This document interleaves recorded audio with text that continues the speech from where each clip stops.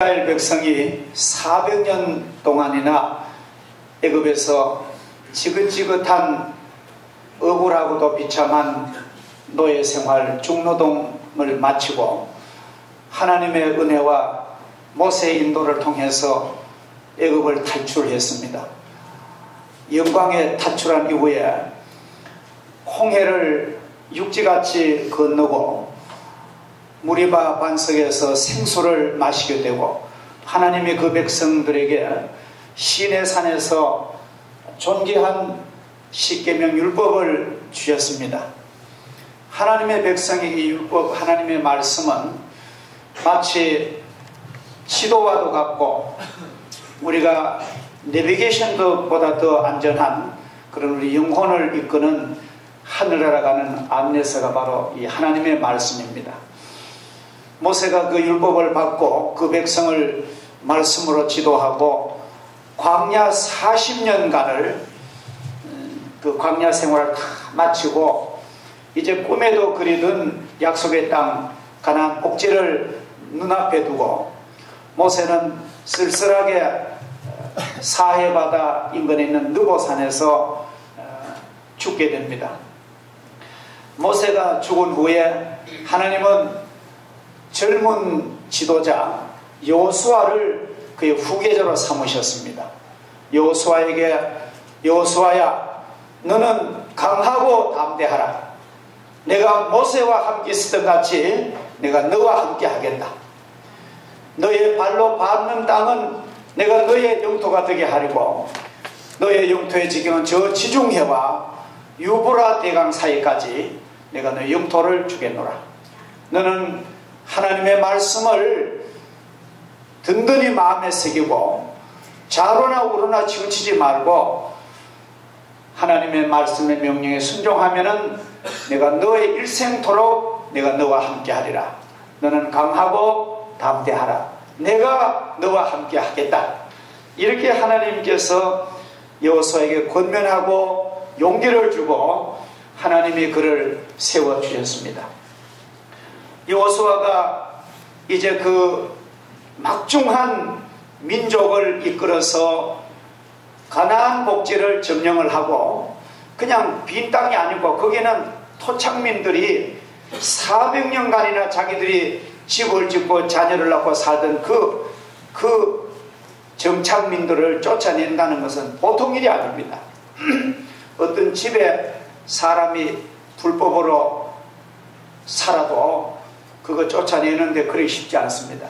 근데 많은 민족이 성경에 보면 7 족속이 그 하나님의 약속의 땅이지만도 거기 와서 400년간을 호진하고 사는데 어떻게 쉽겠습니까? 그러나 하나님께서 여호수아에게 내가 너와 함께 할 테니 너가 그 민족 다 쫓아내고 그 아름다운 땅 젖이 흐르고 우유가 흐르고 꿀이 흐르는 그 복된 좋은 땅을 내가 너의 영토로 주겠노라. 하나님께서 큰 비전과 꿈을 주셨습니다. 그 역사적인 사명을 가슴에 품고 여호수아는 출발을 하는데 오늘 여호수아 3장 1절을 자세히 보면은 이런 말씀합니다. 여호수아가 아침에 일찍이 일어나서 그의 모든 이스라엘 자손들과 더불어 시딤에서 떠나 요단에 이르러 건너가기 전에 거기서 유숙하니라. 우리는 중대한 책임을 감당할 때는 우리 마음속에 엄숙하고도 상당히 신중한 그런 계획과 그런 마음의 결단과 그런 기도가 필요합니다. 이 오늘 3장 1절만도 아니고 제가 부르는 곳 한번 여러분 빨리 찾아보세요.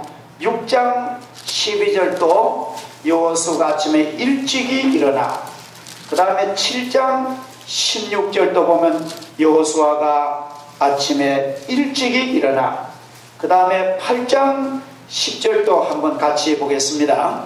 8장 10절 시작. 여호수아가 아침에 일찍이 일어나 백성을 정포하고 자 이렇게 누누이 거룩한 하나님의 말씀에 여호수아가 아침에 일찍이 일어나서 이 말은 우리에게 주는 아주 중대한 의미가 있습니다. 이른 새벽에 하나님이 우리를 도우십니다. 물론 우리 하나님은 우리 24시간 온종일 밤과 낮을 가리지 않고 우리를 도우십니다만도 하나님이 그 백성을 도우실 때 새벽에 우리를 도우십니다. 그러므로 우리들은 새벽을 깨우시기를 주 이름으로 축복합니다. 물리적인 시간의 새벽을 깨우면 경제적인 부유함을 받는 그런 가정과 민족이 됩니다. 요사이 아침형 인간이라는 그런 책까지 나옵니다만도 일찍이 일어난다는 것은 굉장히 좋은 습관입니다. 역사의 새벽을 깨우면 국가가 흥왕하게 됩니다. 또 신앙의 새벽을 깨우면 믿음의 영적 복을 받게 되는 것입니다. 독립운동가요 우리의 모델인 도산 안창호 선생은 이런 말을 했습니다. 사람이 육신의 잠에 깊이 빠지면 집에 도둑이 들어오고 사람이 정신적인 잠에 깊이 빠지면 나라가 상처를 받고 사람이 영혼의 잠에 깊이 빠지면 사탄의 침략을 받는다. 신앙생활을 해나가자면 우리가 일찍이 경성하고 마음의 계획을 하고 실천해야 됩니다. 주님이 새벽에 탄생하시고 그의 부활도 새벽입니다. 하고 많은 시간인데 왜 주님은 새벽을 기점으로 삼으셨나요? 주님 세상에 계실 때도 새벽 미명 어두울 때 일어나서 하나님과 교제를 하십니다. 새벽에 홍해가 갈라졌으며 새벽에 만나가 하늘에서 내렸으며 새벽에 금성 철벽 여리고 성벽이 무너집니다. 한국교회 큰 부흥과 성장도 새벽 기도에서 시작된 거 우리가 잘 압니다. 우리 송현중앙교회 사랑하는 성도들 새벽을 깨우시기 바랍니다. 여러분의 인생의 새벽을 깨우시고 여러분의 정신적인 새벽이 일어나시고 영혼의 새벽이 계시기를 주의 이름으로 축복합니다. 두 번째로는 우리가 성경을 이 배경을 보면은 2장에 기생 라합의 믿음을 소개합니다. 두 사람의 정보원을 여호수아가 선별해서 점령할 첫 성인 여리고성을 전부 일일이 답사해서 그 모든 내용을 알아오라고 정보원을 비밀리에 파견을 합니다. 그 두 사람의 정탐꾼이 여리고 성읍에 잠입해가지고 성 입구에 있는 지금으로 말하면 호텔이나 모텔 같은 여관입니다. 성 가까이 기생 라합의 집에 유숙하게 되는 거예요. 일체 비밀로 잠입해서 아주 신중하게 그 실정을 이렇게 전부 알아봅니다. 근데 굉장히 그 여리고 성 사람들이 아주 민족적으로 강하고 아주 협력이 잘 되는 민족입니다. 그 스파이가 우리나라 비밀을 알리고 온 정보원이 들어왔다는 것을 혹자가 당국에 고발합니다. 그래서 막 그 여리고의 왕이 전 우리로 말하는 경찰들을 동원해 가지고 그 기생 라합의 집을 압수수색을 합니다. 그런데 그 기생 라합은 그런 내용을 이미 파악하고 얼른 빨리 그 수색대가 오기 전에 아주 위험하고 아주 목숨이 달린 그런 행동입니다만도 그 두 사람의 이스라엘 정보원을 높은 옥상의 한적 구석에 3대 말린 그 속에 숨겨줍니다. 정말 하나님의 은혜로 그 발각이 안 되고 그 수색대는 와가지고 막 전 집을 다 수했지만도 결국은 찾지 못하고 라합이 그럽니다. 날이 어두워질 즈음에 수상한 사람이 요단강 쪽으로 가는 것을 나도 봤는데 빨리 가면은 아마 잡을 수 있을 거라. 그렇게 따돌리고 그 사람들을 보낸 후에 라합이 그 두 사람을 불러앉힙니다. 내가 내 생명을 걸고 당신의 내가 좋은 일을 했습니다. 내가 왜 그렇게 했느냐 하면은 내가 들으니까 벌써 당신 민족이 그 제국 에집트에 나올 때에 에집트의 왕 그 바로가 손을 들고 홍해가 육지같이 갈라지고 40년간 하나님 인도하시고 우리 옆에 나라 모압과 암몬 왕들이 손을 두고 하는데 당신들이 섬기는 야훼 하나님은 상천하지에 유일하신 신임을 나도 듣고 나도 안다.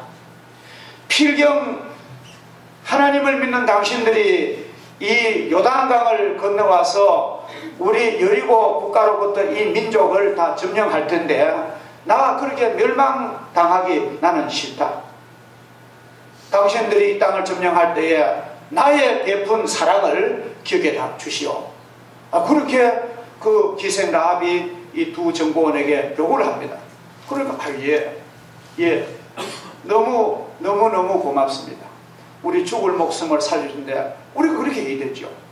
부탁은 우리가 여리고 들어올 때에 당신이 이 성벽에 집을 짓는가 봐요. 성벽 바깥 창문으로 붉은 줄을 늘어뜨려 놓으시오. 우리가 많은 집이 있는데 우리 모든 우리 군사들에게 그 집만은 절대 손대지 말아라. 우리가 엄명을 하겠습니다. 그리고 당신 부모님과 당신 형제들과 당신 모든 가족들을 다 모아서 집안에 계십시오. 우리가 그 은혜의 보답으로 구원하겠습니다. 그래서 이 약속이 그대로 성경 보면 이루어지는 거예요. 그 라합은 그 이스라엘 민족에게 아주 참 표창을 받게 되고 내중에 그뿐 아니라 성경 보면은 라합은 보아스를 낳고 보아스는 이새를 낳고 이새는 누굴 낳죠? 다윗을 낳고 그 후손으로 예수님이 나시고 그러니까 아주 왕족 아주 하늘의 왕족의 그 조상이 되는 거예요. 여러분 천한 직업의 기생 라합이 믿음으로 이렇게 놀라운 복을 받는 것이 복음의 역사인 줄 믿습니다. 이렇게 하나님께서 우리에게 축복을 하시는 거예요. 그리고 이 기생 라합의 사건 이후에 이제 하나님께서 요단강을 이스라엘 민족을 건너게 하십니다. 건너는데 요단강 물이 여름 곡식 몸에 거두는 때는 물이 막 강이 넘치도록 물이 많은 우기입니다. 저도 요단강을 직접 가서 그 물에 몸도 잠겨봤습니다만도 아주 요단강은 수심이 깊어요. 아주 수심이 깊고 아주 급경사입니다. 저 높은 데서 갈릴리 바다에서부터 사이로는 아주 경사가 심한데 급류를 흐르는 거예요. 그리고 물이 많을 때는 굉장히 위험합니다. 우리처럼 뭐 강변에 뭐 이런 모래가 있고 그런 것도 아니고 전부 언덕이고 절벽이 있더라고요. 그런데 이제 그 여호수아가 백성을 전부 다 준비를 다 하라 그러고 이제 역사적인 그 아침에 출발을 하는데 제사장들에게 언약궤를 먼저 메고 앞을 가게 합니다. 그 제사장들이 이제 가마 같은 하나님의 말씀과 십계명이 있고 만나가 있고 아론의 쌍난 지팡이에 든 언약궤를 제사장들이 메고 요단강을 향해 앞으로 진군하면은 모든 백성들은 그 법궤 뒤를 따라가는데 그 거리가 20규빗이란데 한 규빗은 약 한 50cm 정도 됩니다. 그러니까 한 1km 정도 거리를 뛰우라는 거예요. 법궤 맨 제사장들 앞에 선발대로 가고 나면은 한 1km 후방에서 모든 백성들이 다 질서 있게 이제 가나안 복지를 향해 가는데 여기 참 중요한 신비한 그런 하나님의 뜻이 있습니다.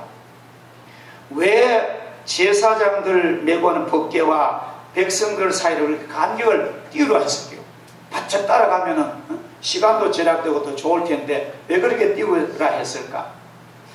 여러분 아시는 대로 언약궤를 메고 가는 것은 하나님의 신이 우리와 함께 하심을 의미합니다. 언약궤를 맨 제사장들과 백성들 사이의 거리가 1km 유지하라는 것은 너무 경솔하게 가까이 하면은 우사처럼 죽임을 당할 가능성이 있는 것입니다. 거룩하신 하나님께 대한 자세는 우리가 외경심을 가져야 합니다. 여러분이 하나님께 예배를 드릴 때나 교회를 오실 때나 헌금을 드릴 때나 우리가 이웃을 사랑할 때나 우리는 상당히 우리 마음속에 사랑의 마음도 갖지만도 하나님을 경외하는 그런 자세로 우리가 조심하면서도 지혜롭게 임할 필요가 있는 것입니다. 성경에 보면은 우사가 하나님의 법궤를 붙잡았다가 죽임당한 그런 사건이 나옵니다. 사무엘하서 6장 6절 7절을 한번 보겠습니다. 사무엘하서 6장 6절로 7절 같이 읽겠습니다. 시작. 그들이 나곤의 타작마당에 이르렀으는 소들이 뛰므로 우사가 손을 들어 하나님의 궤를 붙들었더니 여호와 하나님이 우사가 잘못함으로 말미암아 진노하사 그를 그곳에서 치시니 그가 거기서 하나님의 궤 곁에서 죽으니라. 자, 이게 굉장히 아주 난해하고도 중대한 구절입니다. 자, 소를 법궤 맨 수레에다가 새수레 메어가지고 이제 거룩한 곳으로 옵니다. 나곤의 타작마당을 지나가는데 이 소가 말이죠. 소가 막 지맘대로 뛰는 거예요. 그러면 소가 뛰면은 수레가 넘어지면은 법궤가 다 부서지면은 이스라엘이 얼마나 어려운 일이 많겠어요. 그렇지 않겠습니까? 예를 들어서 뭐 우리 교회가 무너지는 것 같은 그런 영적 의미가 있는 겁니다. 그래서 우사가 아비나답의 아들 우사가 아주 건강하고 젊은 청년이 그런데 그 소가 뛰면은 수레가 넘어지고 법궤가 다칠까봐 법궤를 가서 막 붙잡았는 거예요. 하나님 법궤를 보호하려고 붙잡았는데 하나님께서 그 우사를 그렇게 보호하고 유지하고 잘하려고 한 우사를 하나님이 쳐서 그 자리에서 죽임을 당한 거예요. 어떻게 그럴 수 있을까요? 그래서 하나님 우리가 하나님의 일을 하려고 열심히 하는데 어떻게 죽임을 당하는 거예요? 이것은 뭐냐 하면은 성경을 보면 우사는 하나님의 뜻을 전혀 모르고 이 모르는 것이 무지한 것이 사실은 큰 잘못입니다. 이 모르는 것이 큰 죄래요. 하나님의 말씀 보면은 법궤를 붙잡을 수 있는 사람이 따로 있습니다. 법궤를 매거나 붙잡는 사람은 지정된 사람이 있는 거예요. 그런데 아무나 그렇게 붙잡으면 안 된다는 것을 하나님 엄격히 보여주시는 것입니다. 우리가 이러한 말씀을 보면서 우리는 지금도 우리는 신앙생활을 하면서 함부로 믿으면 안 된다는 것입니다.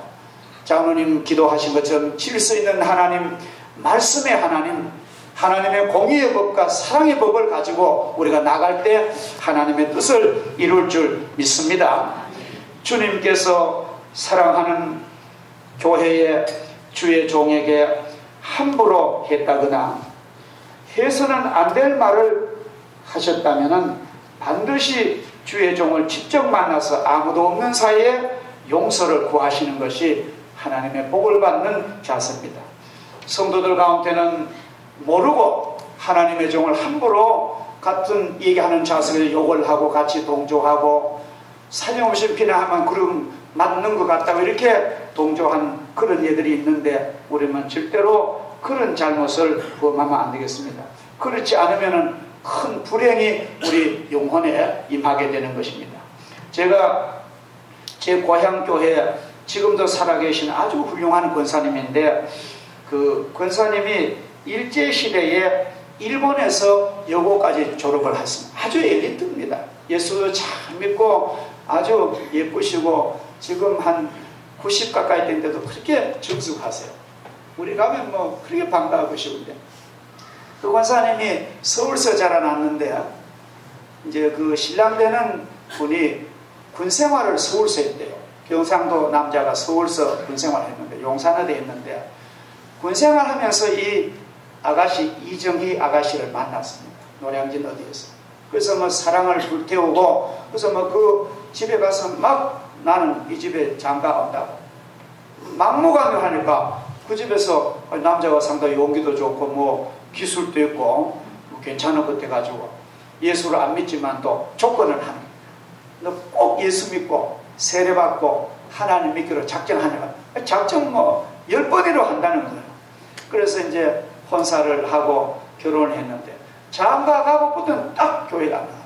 이 사람은 그 여자 아가씨 장가 가기 위한 그거지 전혀 뭐 하나님은 안중에도 없는 남자. 안 나가는 거는 괜찮은데요. 사업을 하다가 사업이 부도가 났습니다. 그러니까 막 술을 잔뜩 먹고 와가지고 이 부인을 막 때리다가 술을 먹고 와서 부인 찾아 부인이 없거든. 그죠? 교회 간다고. 교회 와서 예배를 드리는데 이렇게 우리 예배를 드는데 여러 사람이 있는데 막 그 저번에 때리고 그렇게 하다가 결국은 그 남자가 저들도 그런데 하여튼 무슨 폐혈증인지 심지어 피를 토하고 죽어버렸어요. 사람 너무 화내고 술 먹고 하면은 수명이 오래 안 갑니다. 일찍이 40도 안 돼 죽어버립니다. 그것이 우리 교회와 그 동네에 큰 귀감이 됐습니다. 아, 예수 믿는 사람을 함부로 저렇게 하면은 불행한 일 당하는 거예요. 지금도 마찬가지입니다. 지금도 하나님을 잘 믿는 성도들에게는 특별히 주의 종에게 여러분 혹시 모르고 말을 잘못했다 신뢰되면서 그걸 알게 되시거든. 부담 없이 솔직히 얘기를 나누세요. 아니, 목사님, 장로님, 제가 참 모르고 이렇게 했는데 죄송합니다. 얼마나 좋습니까? 이렇게 해야 우리 영혼의 정신이 건강할 줄 믿습니다. 교회 생활을 하시다 보면은 왜 안 좋은 일이 없겠습니까? 복되고 좋은 일이 많지만도 어디라도 인간이 사는 사회는 오점이 있기 마련입니다. 우리가 신이 아닌 이상, 우리가 이게 천국이 아닌 이상은 우리 교회는 문제가 많습니다. 우리 교회도 사실 문제가 많습니다. 저도 문제가 많습니다. 그러나 여러분 분명히 기억하세요. 교회에서 안 좋은 일이 있었더라도 집에 가셔서 자녀들에게 교회 욕하지 마시기 바랍니다. 교회 비난하시고 우리 교회 목사 뭐 어떻더라, 우리 장로 어떻더라. 실제로 그렇더라도 그런 말을 절대로 하지 마세요. 왜냐하면은 그 자녀들이 하나님을 떠나버립니다. 나는 저런 신을 믿는 저런 사람들 있는데 나 안 가. 다 영혼을 닫아버립니다. 여러분 한번 생각해 보세요. 우리 자녀들이 초등학교 갑니다. 남성 초등학교 다니는데 엄마가 말이죠. 막 교장 선생님을 막 욕을 하는 거예요. 뭐 난 들었다고. 막 선생님 욕을 하면은 물어봅시다. 그 아이가 교육이 될까요? 안 될까요? 교육 안 됩니다. 아무리 공부해도 인간은 안 됩니다. 왜? 불신이 우리 교회가 이 좋은 교회지만도 집에 가서 교회 흠이 있더라도 절대로 죽더라도 자녀들에게 교회 칭찬하세요. 우리 목사님 좋으시다고, 우리 장로님 이렇게 말씀하셔야 되지. 사실이라도 비난하면은 그 하나님의 무서운 축복이 벌로 변할 가능성이 있는 것입니다. 이 성경에 흐르고 있는 내용인 것입니다. 그래서 우리는 우리의 자손들에게 좋은 이미지를 심어주시기를 주의 이름으로 축복합니다. 이제 마지막에 중요합니다. 자신을 성결케 하랍니다. 오늘 5절 보니까 여호수아가 그 백성들에게 이제 요단강을 건너서 하나님의 복을 받을 텐데 여러분 자신을 성결케 하십시오. 우리는 자신을 세속 죄악에 물들지 않도록 여러분 자신을 지켜내십시오. 이것이 금년의 목표입니다. 우리가 뭐 다른 목표는 우리 자신이 세상 죄악에 물만 안 들면은 저런 목표는 그냥 이루어집니다. 안 그렇겠습니까? 우리 자신을 이 타락한 문화에, 이 죄악된 음란의 문화에, 이 세상에 물들지 않도록 우리가 거룩한 신분을 거룩한 정체성을 지키시기를 주 이름으로 축복합니다. 로마서 12장 2절에 보면 너희는 이 세대를 본받지 말고 오직 마음을 새롭게 함으로 변화를 받아 하나님의 선하시고 기뻐하시고 온전하신 뜻이 이루어지도록 하라. 사도행전 2장 40절 보니 또 여러 말로 확증하며 권하여 이르되 너희가 이 패역한 세대에서 구원을 받으라. 베드로는 우리에게 이렇게 권면합니다. 이 세상은 성경이 말하는 패역한 세대랍니다. 즉 이 세상이 정상 세상이 아니에요. 이 세상은 패역한 세대입니다. 패역하다는 말은 뭡니까? 죄악으로 타락한 세상이랍니다. 이 세상에 빠지면 안 돼요. 우리가 이 세상을 안 살 수는 없습니다. 부지런히 이 세상을 살아가지만도 이 세상의 죄악에 동화되어서는 안 된다는 것입니다. 그래서 우리는 자신을 성결케 하는 그런 영적 작업을 아주 중요합니다. 거룩한 생활 유지하시기 바랍니다. 우리의 기도가 그래야만 하나님 앞에 상달될 줄 믿습니다. 이제 언약궤를 맨 제사장들이 하나님께서 이랍니다. 막 아까 제가 말씀드린 대로 그 요단강물이만 넘쳐 흐르는데 거기 발을 들어 놓으래요. 그 위험한 강물에 그냥 발을 들어 놓으란 것입니다. 자, 3장 8절 한번 보세요. 여호수아 3장 8절. 3장 8절 시작. 너는 언약궤를 맨 제사장들에게 명령하여 이르기를 너희가 요단 물가에 이르거든 요단에 들어서라 하라. 하나님 명령하시죠. 이거 진짜 우리로 보면 이거 진짜 너무너무 힘든 명령입니다. 그런데 15절 보세요. 3장 15절 시작. 요단이 몫이 거두는 시기에는 항상 언덕에 넘치더라. 궤를 맨 자들이 요단의 이름에 궤를 맨 제사장들의 발이 물가에 잠기자. 이거는 5절은 하나님이 막 강압적인 명령이시고 그 가혹한 명령을 15절에는 제사장들이 준행하는 행동 실천을 보여줍니다. 저는 이 말씀을 보고 오늘 이 복된 주일날 제게 하나님께서 제 마음속에 이 귀한 말씀을 주셔요. 내가 지난 주간에 지나면서 하나님이 제게 이 말씀 주십니다. 자, 너 같으면은 그 강물에 발을 들어놓을 수 있겠느냐? 요단강은 참으로 너무 위험한 강입니다.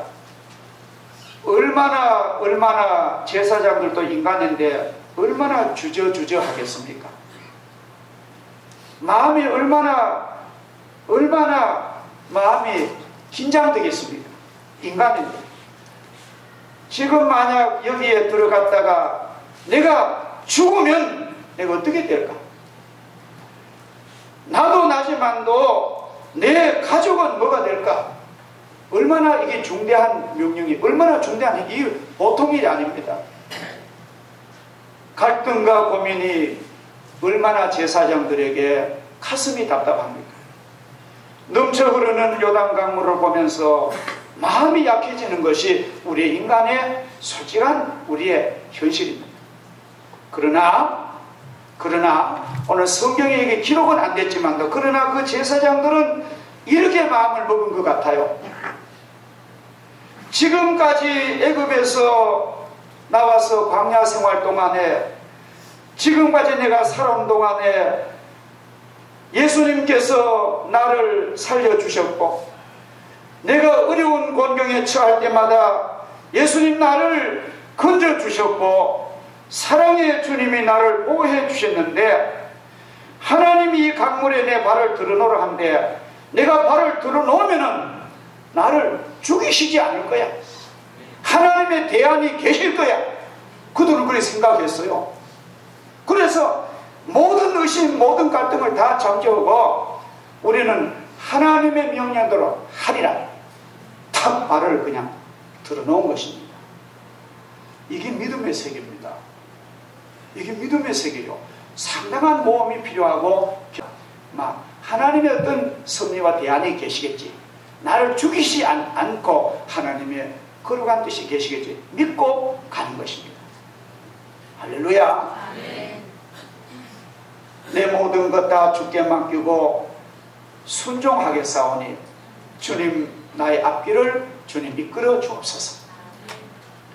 그 발이 강물에 들여놓고 그 발이 물속에 탁 잠기는데 놀라운 일이 난 거예요. 전혀 생각도 못한 일. 야, 그 요단강 물이 흘러 넘치던 물이요 딱 벽처럼 딱 끊기더니만 북쪽에 상류의 물은 쫙 사르단까지 막 성벽처럼 막 이렇게 벽돌처럼 물이 쌓이고 누가 막고 서 있는 것도 막을 수 없잖아요. 근데 하루의 물은 싹 흘러가서 저 지금의 사이 아라바 바다까지 싹 빠지고 보면 그 강이 마른 땅이 되는 거예요. 할렐루야.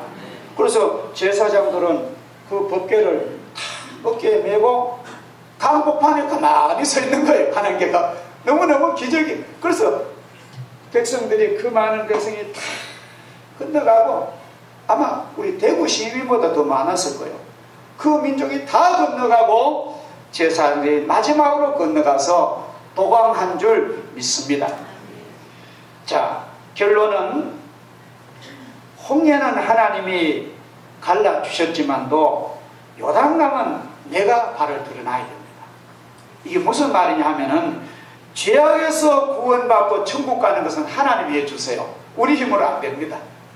내가 예수를 믿기만 하면은 하나님의 은혜로 내가 죄악 벗은 우리 영혼이 기뻐 뛰며 주를 보고 세상에 사는 동안 하나님 나를 인도하시고 천국까지 인도하시는데 내가 예수 믿고 구원받는 것은 하나님의 은혜고 내가 복받고 성공하는 것은 내가 해야 됩니다.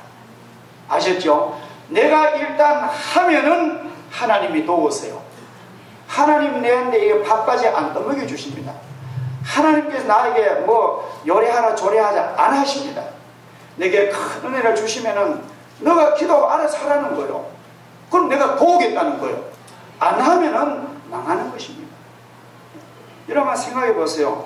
학교 가는 아이들이요. 이치는 똑같아. 학교 가는 아이들이 학교 공부하는데 비싼 등록금 주고 비싼 돈 주고 하는데 막 그럴 때는 막 놀고 싶습니다. 여러분 다 그렇잖아요. 저는 저도 막 학교 다닐 때 저 꽃다리 갔다 오면 딱지치게 한 정신이 없었습니다. 근데 놀고 싶지만 또 내가 지금 너무 놀면 안 되지. 내가 지금 너무 놀면은 내 처지면은 내 인생에 나고자 되는데 그래가지고 좀 놀고 싶은 마음을 좀 절제하고 열심히 공부한 사람들은 다 인생에 성공한 거예요. 이치가 똑같습니다. 예수 믿은 하나님의 자녀가 우리가 다 됐는데 우리가 게을러 빠지고 아침도 없습니다. 일어나는 것도 없습니다. 육체적으로 정신적으로 영적으로 다 잠이 들어버리고 세상 문화에 다 타락해버리고 예수 믿는다는 이름만지 형식과 외식하고 하나님 교회 막 비난해버리고 주의 종을 막 따라뭉개버리고 이렇게 하면은 하나님의 그 축복이 여러분 오겠습니까? 하나님은 우리에게 내가 너를 구원했는데 내가 너를 축복하는데 너 강물에 발은 너가 드러나야 돼. 그건 내가 안 해줘.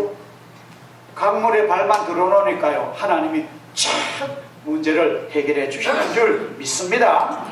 이것이 우리 금년 연초에 우리 모두가 저와 여러분이 굳게 결심을 이제는 내가 많이 알잖아요. 그죠? 하나님 말씀 여러분 다 잘 아시는데 이제는 내가 하나님 말씀 실천해야 되겠다. 이제 강물에 발을 드러놔야 되겠다. 하나님의 약속 믿고 믿음으로 강물에 발을 내디디시기를 주 이름으로 축복합니다. 의심의 옷, 염려의 옷, 걱정 근심의 옷 다 벗어버리시고 믿음의 옷으로 갈아입으시기를 축복합니다. 2013년도라고 해서 왜 어려운 일이 없겠습니까? 지금 우리가 듣는 대로 지금 세계적으로 경제 막 글로벌 위기가 막 닥칩니다. 얼마나 어려워서요. 서양에서 미국에서는 재정 절벽이라고 합니다.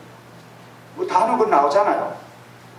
자, 지금 경제적인 어려운 문제, 자연 환경의 어려움으로 인한 환경의 재앙, 무서운 질병, 북한의 핵 위험, 에너지 고갈, 자원 고갈, 개인의 문제, 가정의 문제, 자녀의 문제, 사업의 문제, 만만치 않는 2010년, 13년도가 우리 앞에 왔습니다. 그러나 주님께서 나와 함께 하시면 이 모든 문제에 승리할 줄 믿습니다. 여러분요, 어렵다고 망하는 거 아닙니다. 여러분, 어려워서 망한 사람 없어요. 이게 진리입니다. 그 어려움을 극복할 수 있는 길도 하나님은 주시는 것입니다. 우리 성경을 보면요, 믿음의 조상, 그러게 복을 받은 아브라함도요, 얼마나 고난이 많았습니까? 그 가정 문제, 부인과의 갈등, 그 하갈과 사라의 그 다툼 속에서 그 남자된 아브라함의 그 어려움, 그 마음의 고생 말할 수 없습니다. 조카 때문에 그 어려운 일 당하고 얼마나 어려움 당했는지, 형님들은 돈이 없어가지고 먹을 게 없어가지고 애굽으로까지 양식 구하러 갔지 않습니까? 자루 들고. 그런 아브라함이 믿음으로 그 문제를 다 극복하고 축복을 받은 줄 믿습니다. 이삭도 보세요. 우물 때문에 얼마나 어려운 공경을 당하고, 야곱도 보세요. 하란 생활 타향살이 20년의 머슴살이에 눈물로 고통당했지만도 야곱이 이스라엘로 복을 받습니다. 행함으로 복을 받는 거예요. 요셉도 보면은, 요셉이 뭐 그냥 국무총리 됩니까? 그의 그 뼈저린 그런 고난과, 사람이 은 20냥에 팔리가 노예 생활을 하던 요셉, 감옥에 2년 고스란히 썩었던 요셉, 그런 모든 사건 속에서 하나님이 나와 하시는 거야. 믿음으로 살았던 요셉에게 하나님은 그의 구주가 되신 줄을 믿습니다. 자, 우리 역시 눈앞에 요단강 물만 보고 겁먹지 마세요. 우리 앞에 있는 문제만 보고 여러분 떨지 마시고, 내 안에 계신 하나님이 내게 명령하시니까 나는 강물에 내 발을 직접 내가 들어놓겠습니다. 하나님 말씀대로 내가 하겠습니다. 그 후는 나 모릅니다. 하나님이 책임질 줄 믿습니다. 이런 믿음으로 발을 내디디시면 반드시 하나님께서 우리에게 우리의 기대로서는 상상할 수 없는 그런 축복과 영광과 비전과 하나님의 복을 우리 현실적으로 채워주실 줄 믿으시기를 축복합니다. 강물에 발을 담그시는 이 한 해가 되기를 주 이름으로 축복합니다. 감사하신 하나님 아버지, 주님의 크신 사랑 감사합니다. 2013년도 새해를 주심을 감사하고, 여러가지 우리 환경에, 우리 주변에 어려운 일이 만만치 않습니다.